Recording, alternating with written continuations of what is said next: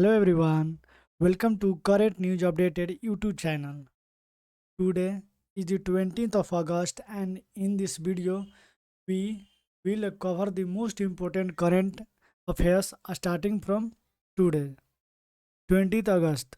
So let's begin with today's first question. Now let's see on which did on which date did the Lok Sabha pass the National Sports Governance and 2025. Your option is A 10th August, B 11th August, C 12th August, D 13th August. Your right answer is 13th August. Now let's see explanation. The National Sports Governance Bill was passed in the Lok Sabha on 11th August 2025.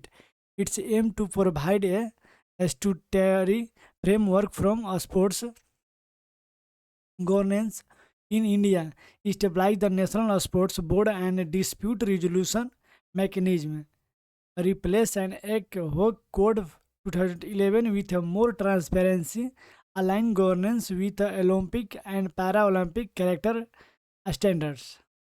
Next questions. Next question is who was a crowded Miss Universe India 2025 on August 18th in Jaipur? Your option is A. Riya Singh, B. Samiksha Singh, C. Monica Biswakarma, D. Rush Sindhu. Your right answer is Monica Biswakarma. Now let's see explanation. Monica Biswakarma was a crowded Miss Universe India 2025 in Jaipur on 18th August. She will represent India in the Miss Universe pageant in Thailand. She stood out among 48 entrants with a placement for 20 participants. Miss Universe India 2025 was organized by the Clement Group. She previously held the title Miss Universe Rajasthan 2024. Next question. Next question is the cabinet approved the development of a greenfield airport in which region? Your option is A. Jaipur, B. Kota Bandi, C. Udaipur, D. Jodhpur. Your right answer is Kota Bandi. Kota Bandi is your right answer. Now let's see explanation. The Cabinet Committee on Economic Affairs approved the development of a greenfield airport in Kota Bandi, Rajasthan. The project will be implemented by the Airport Authority of India (AAI). Its aim to boost tourism industry and regional air connectivity. The region is known for its educational institution and economic potential. A significant step towards strengthening infrastructure in Rajasthan. Next question is Next question is which bilateral connection was set to resume on August 19th? A. Train service, B. Sea routes, D. Direct flight connection, and D. Road transport. Your right answer is direct flight connection. Now let's see explanation. India and China agreed to resume direct flight connection between the two countries. Flight had been halted between the 2020 border standoff resumption and signal a through diplomatic and people-to-people ties.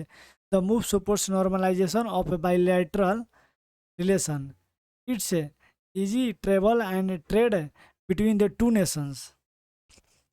Next question. Next question is PM Modi accepted an invitation from Xi Jinping to attend the SU summit in which city? Your option is A. Beijing, B. Shanghai, C. Tanz- Tanzania, D. Guangzhou. Your right answer is Tianjin. Now let's see explanation. PM Modi accepted Chinese President Xi Jinping invitation to attend the SU summit in Tianjin. This reflects deepening India-China cooperation in multilateral forums. The invite was extended by FM Wang Yi during his visit to India, highlights improved bilateral engagement and regional challenge, indicate a growing diplomatic outreach within the SEO frameworks. Next question is, who was given additional charge as a governor of Nagaland on August 15th? Your option is A. Lieutenant Ganesan, B. Ajay Kumar Bhalla, C. Piyush Goyal, D. Draupadi Murmu. Your right answer is Ajay Kumar Bhalla. Now let's see explanation. President Draupadi Murmu appointed Ajay Kumar Bhalla, then a governor of Manipur, as acting governor of Nagaland. He succeeded Lieutenant Ganesan, who passed away on 15th August. Bhalla is a 1984 batch IS officer from the Assam cadre.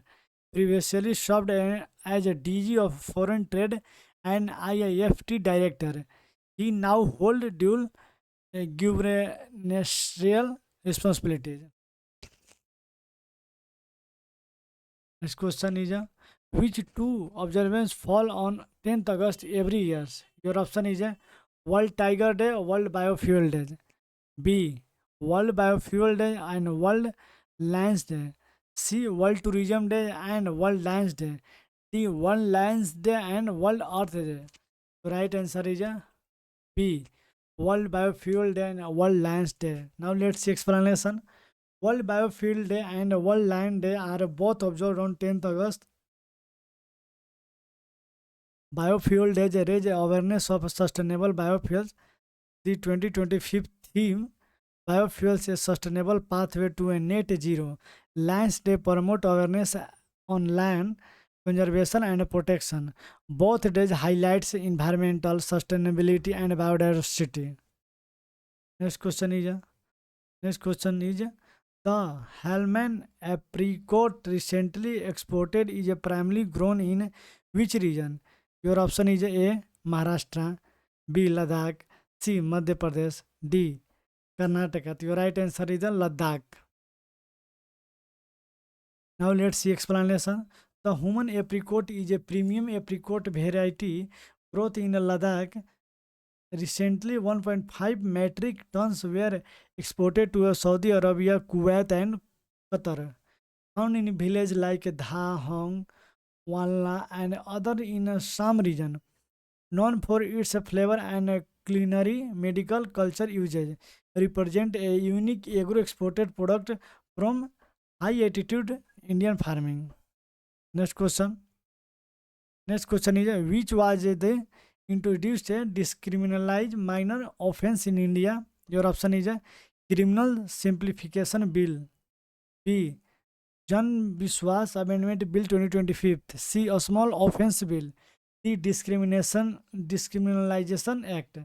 Your right answer is Jan Biswas Amendment Bill 2025. Now let's see explanation. The Jan Biswas Amendment of Provisions Bill 2025 was introduced in Lok Sabha. It builds on 2023 Act that discriminalized 183 provisions across 42 Central Act, aims to simplify law and improve case of doing business, reflects the government's minimum government, maximum government approach, promotes proportional penalty and regularly reform. If watch more such videos on the daily basis, please subscribe to our YouTube channel, Current News Updated, and press the bell icon so that you receive a notification first. If you like the video, and subscribe and share it. Thanks for watching.